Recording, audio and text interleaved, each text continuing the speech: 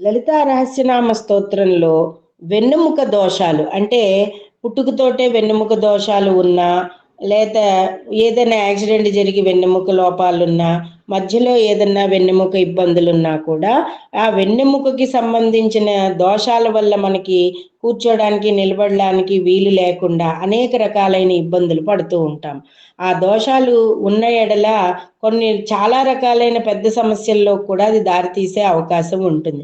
అలాంటి ఇబ్బందులేవీ లేకుండా లలితా రహస్యనామ స్తోత్రంలో 36వ శ్లోకాన్ని గనక సంపుటీకరణ గాని లేదా నామ ఆ శ్లోక పారాయణ గాని చేసినట్లయితే సకల శుభాలు కలిగి ఈ వెన్నెముక దోషాలన్నీ కూడా తొలగిపోతాయి.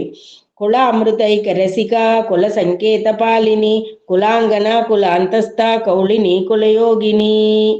ఇది పారాయణ చేసుకుని తగు నివేదన ఏది వీలైతే అది పండో ఫలమో, పండు లేకపోతే పెసరపప్పు, చనివిడి, స్వీటు మీ ఇంట్లో ఏది చేసుకుంటే అది నివేదన పెట్టుకుని మీరు ఈ శ్లోకాన్ని గనక పారాయణ చేసినట్లయితే వెన్నెముక దోషాలన్నీ కూడా తొలగిపోతాయి.